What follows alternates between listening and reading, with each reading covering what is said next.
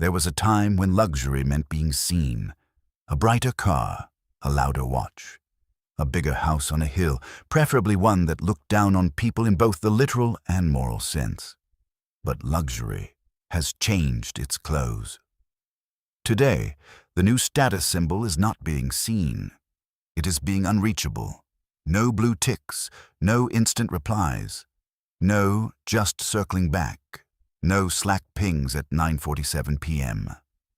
No app asking whether you enjoyed your sandwich, your taxi ride, your blood test, your entire life experience on a scale from 1 to 5. The truly rich do not simply own things. They own silence, they own distance, they own the right to disappear, and that is where digital minimalism starts to look less like a lifestyle trend and more like a class privilege. Because the fantasy of unplugging sounds beautiful. Delete the apps, turn off notifications, go analog. Read a book, touch grass, as the internet commands, usually from a phone. But here is the question hiding under the linen shirt and ceramic coffee mug. Who can afford to be offline? Who can ignore messages without losing work? Who can refuse surveillance without losing access? Who can say, "I'm not available," and have that be respected as a boundary rather than punished as disobedience? Digital minimalism is sold as self-care, but offline life may become the new aristocracy. And the rest of us? We remain watched, pinged, rated, tracked, optimized, scheduled, nudged, reminded, and gently bullied by glowing rectangles. Welcome to the attention economy. The casino where the chips are your nervous system. At first, being connected felt like liberation. The internet promised escape from gatekeepers. You could publish without permission, learn without enrollment, speak without a newspaper column, find your people without moving cities, start a business without a storefront, build an audience without a studio. For many people, that promise was real. Connection meant opportunity. The phone became a portal, a map, a camera, a bank, a library, a translator, a workplace, a confession booth, a slot machine, a leash. That last part came later.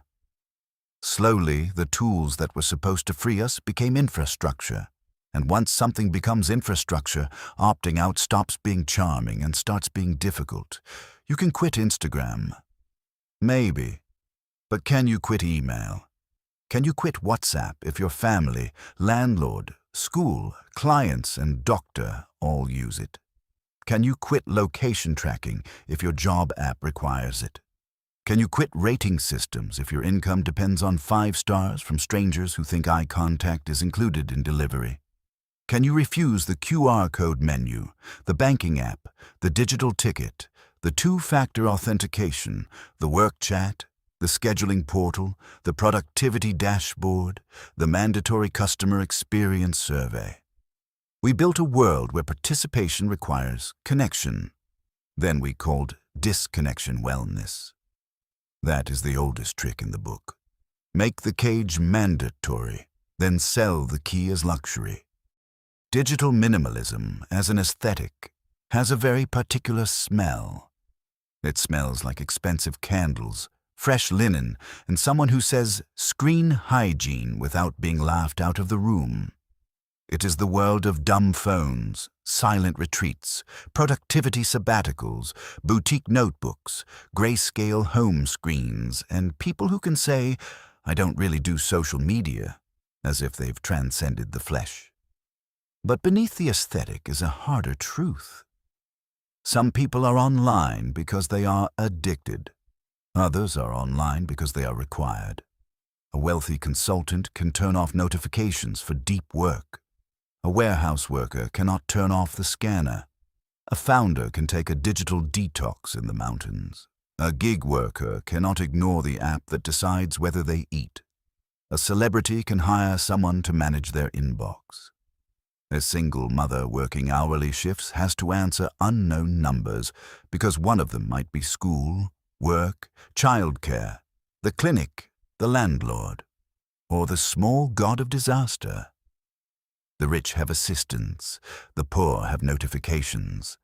The rich have gatekeepers, the poor have portals. The rich have boundaries, the poor have terms and conditions. And when the wealthy become less digitally available, it is called intentional living. When the working class become less digitally available, it is called unreliable. That difference is the whole story, because being unreachable is only elegant when your absence does not cost you anything. We like to talk about surveillance as if it happens to everyone equally. We say, our phones are tracking us. And yes, they are. But the quality of being tracked depends heavily on your place in the social food chain. If you are wealthy, tracking is often framed as convenience. Smart home, fitness ring, private security, location sharing with the driver, a fridge that knows your yogurt has died of natural causes. If you are poor, tracking is framed as compliance. Clock-in systems, delivery routes, welfare checks, productivity monitoring, electronic ankle bracelets, tenant screening, credit scoring, risk assessment, background checks, app ratings, facial recognition in public housing, algorithmic suspicion with a login screen. For the affluent, data is lifestyle. For the poor, data is judgment. The powerful are measured for optimization. The powerless are measured for control. And this is where the idea of just unplug becomes almost insulting. Unplug from what? From the app that gives you shifts? From the school portal that posts your child's homework? From the government website that handles your benefits? From the bank that closed its local branch? From the doctor who only sends appointments through a platform designed by someone who has never met an elderly person? From the landlord who texts at all hours, but somehow becomes unreachable when the heater breaks? The digital world is not just entertainment anymore. It is administration.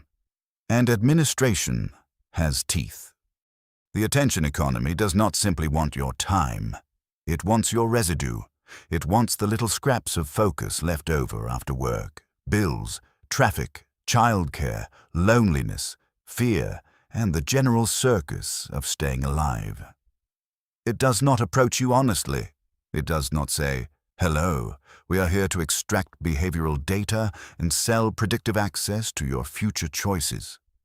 No, it says, one more video, one more message, one more headline, one more sale ends tonight. One more person is wrong on the internet, one more notification from an app you opened once in 2018 to buy socks.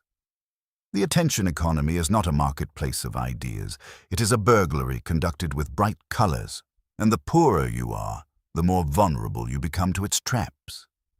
Not because poor people are weak, because exhaustion lowers defenses.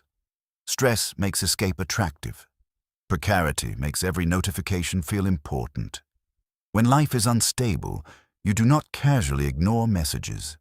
You check, you refresh, you respond, you wait, you watch. The phone becomes both threat and comfort, a little prison with a soft glow, a panic room that sells ads. And then, after creating this entire ecosystem of compulsion, the culture turns around and says, have you tried mindfulness? Have you tried deleting apps? Have you tried waking up at 5 a.m. and journaling beside a lemon water you somehow had time to prepare? At a certain point, wellness becomes mockery with better lighting.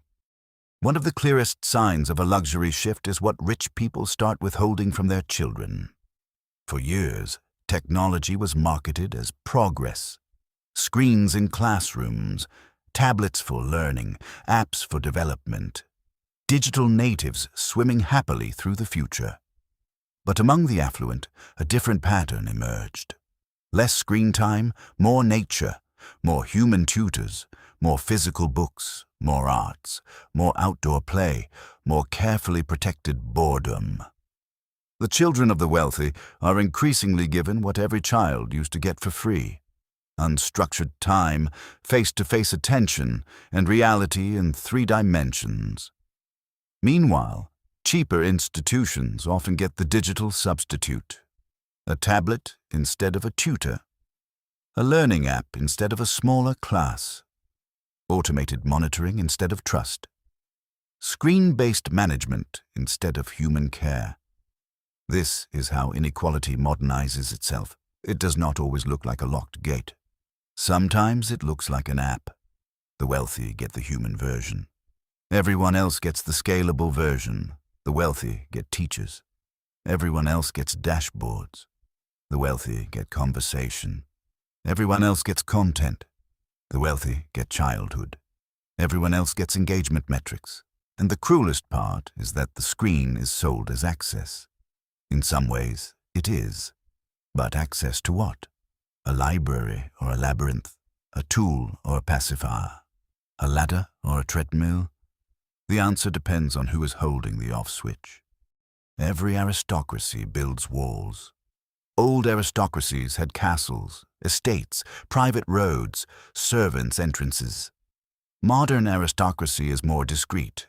It prefers frosted glass, private schools, concierge medicine, airport lounges, encrypted chats, and calendar links that somehow still require you to beg. But the wall is returning in digital form. The wall is no longer only around land. It is around attention. The wealthy are building moats around their minds. They hire people to filter communication. They pay for privacy. They pay for quiet. They pay for spaces where phones are discouraged, photography is banned, and the internet becomes background plumbing rather than a social obligation. The poor are pushed in the opposite direction. More visibility, more availability, more documentation, more proof. Prove you applied. Prove you worked. Prove you are there. Prove you are sick. Prove you are looking. Prove you are worthy. Upload the document. Refresh the portal. Wait for the code. Take a selfie. Accept cookies. Verify identity. Agree to tracking. Smile for the customer. Smile for the camera. Smile for the algorithm. The wall does not keep the poor out of the digital world. It keeps them in. That is the darker turn. The luxury is not having better technology. The luxury is being protected from technology. Of course, even unplugging has been monetized. The internet has an almost supernatural talent for eating its enemies. Criticize social media and you become content. Reject productivity culture and you become a productivity niche. Buy a dumb phone, film it on a smartphone, edit it on a laptop, post it to 3 platforms, then tell everyone you are finally free. This is not hypocrisy, exactly. It is the water we swim in. But it does reveal the absurdity. Digital minimalism is often packaged as an individual choice, a personal brand, a tasteful rebellion. The minimalist phone, the analog notebook, the morning routine, the clean desk, the monk mode video essay, uploaded weekly, sponsored by software. There is a cottage industry built around escaping the machine without leaving the machine. And it turns the deeper issue into a consumer identity. You are overwhelmed. Buy a better system. You are distracted. Install a blocker. You're exhausted. Optimize your sleep stack. You are lonely. Join a paid community. You are being crushed by a society that demands permanent availability. Have you considered a nicer notebook? This is what capitalism does with suffering. It turns the wound into a subscription. The right to disconnect sounds simple. It means work should not follow you everywhere. It means your boss should not live in your pocket like a Victorian ghost. It means being off the clock should actually mean being off the clock. But culturally, we have moved in the opposite direction. The workplace has dissolved into life. A message can arrive anywhere. A task can be assigned anywhere. A meeting can be scheduled anywhere.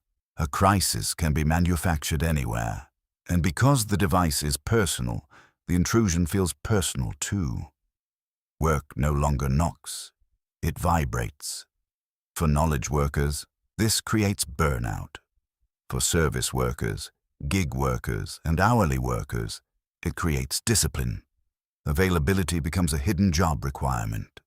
Responsiveness becomes moralized. You did not reply quickly enough. You did not check the portal. You missed the update. You failed to confirm. You were offline.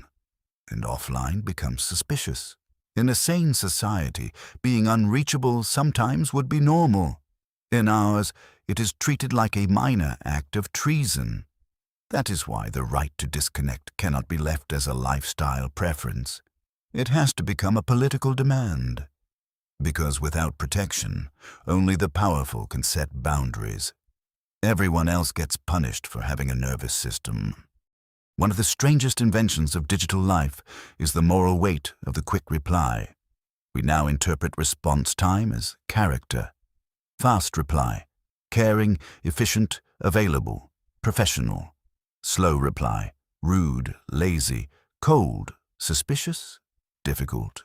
No reply, unforgivable, possibly dead, possibly evil. The phone has turned everyone into a tiny customer service department. Friends expect access. Employers expect access. Family expects access. Apps expect access. Even strangers expect access. And because everyone is reachable, everyone feels entitled to reach. This has quietly changed the texture of relationships. Silence used to be normal. People went out. People missed calls. People came home later. People were temporarily unknowable, which is one of the basic conditions of being human. Now absence requires explanation. Sorry, I was driving. Sorry, I was sleeping. Sorry, I was in a meeting. Sorry, I was with my child. Sorry, I was alive in a way that did not include you.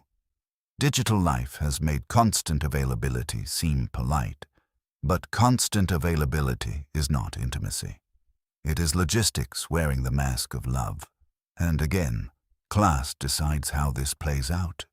The powerful can cultivate mystery. The powerless must provide updates. The powerful are hard to reach. The powerless are not responsive. One is charisma.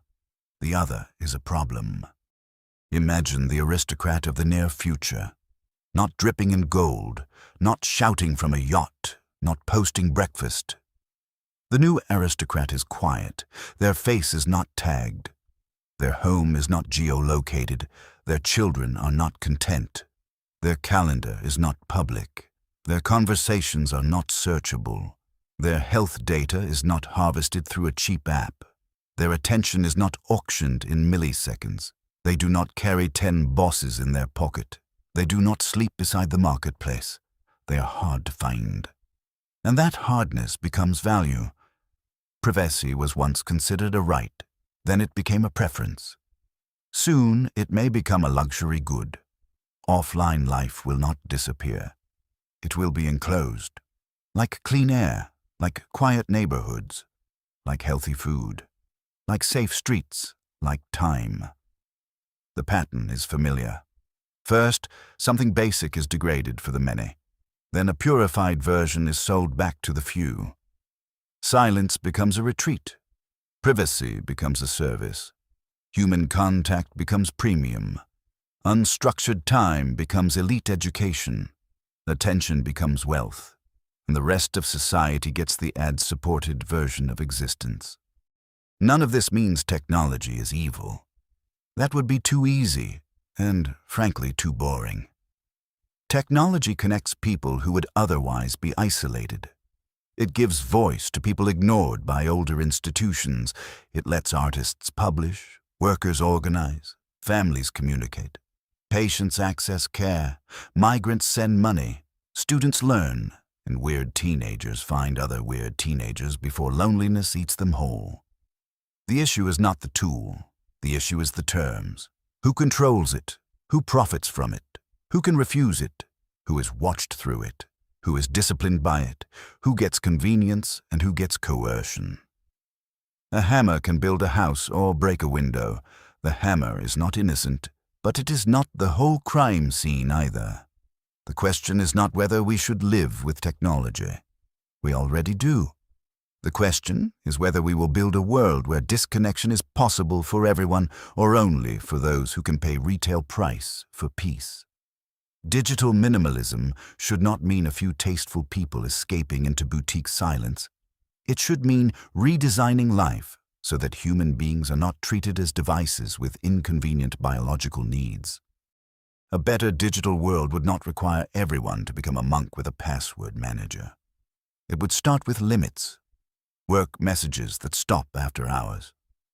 No retaliation for being unreachable off the clock.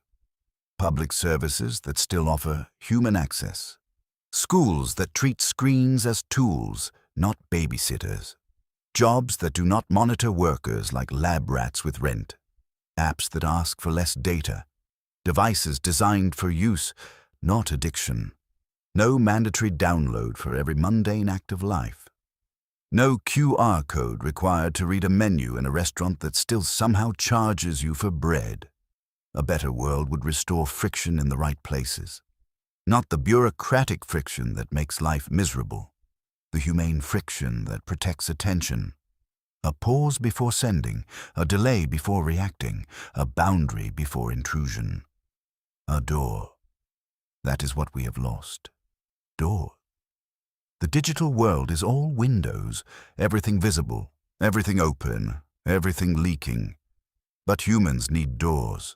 We need rooms in the mind where no one can enter without knocking. We need time that cannot be optimized. We need boredom that cannot be monetized. We need silence that is not a luxury package. So, what do we do individually? Not because the individual solution is enough. It is not. But because waiting for society to become sane is a long lunch. Start by noticing who has access to you. Not just who can call or text. Who can interrupt your mood. Who can redirect your attention. Who can make you anxious with a number badge. Who can summon you.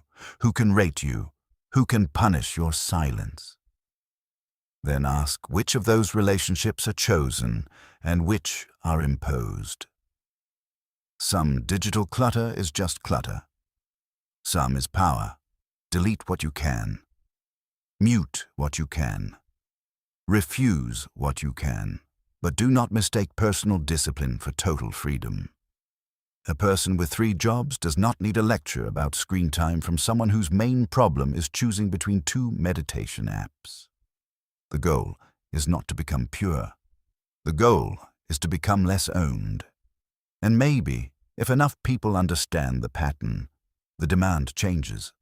Not, help me unplug, but stop making connection mandatory. Not, how do I protect my attention, but why is my attention constantly under attack? Not, how do I become unreachable, but why is reachability required to survive? That is where the politics begins. Luxury used to glitter. Now it disappears. It is a calendar with space in it. A phone that does not panic. A day without being measured. A room without cameras. A childhood without metrics. A conversation that leaves no transcript. A walk that produces no data. A life with areas marked private, not because there is something to hide, but because there is something to preserve. The future may divide us not only by what we own, but by how much of ourselves we are allowed to keep. Some people will live behind gates, others will live inside dashboards. Some will be protected by silence, others will be managed by pings. Some will cultivate presence, others will be trapped in availability. And if we are not careful, offline life will become the new aristocracy, a private estate of the mind, a gated community for attention, a luxury product called peace. The tragedy is that none of this should be luxurious. Silence should not be premium. Privacy should not be boutique. Rest should not be aspirational. Being unreachable for a while should not be a privilege. It should be ordinary. It should be human. Because a person is not a platform. A person is not a notification endpoint. A person is not a productivity node with skin. And the soul, if we are still allowed to use such an unfashionable word, was not designed to be always online. The new luxury is not a faster connection. It is the right to disconnect. And right now, that right has a price tag. If this made you uncomfortable, good. That may just be your attention returning to the scene of the crime. If this video spoke to you, subscribe to Atlas of Becoming. We have more content that is meant to wake you up to the life you want to live.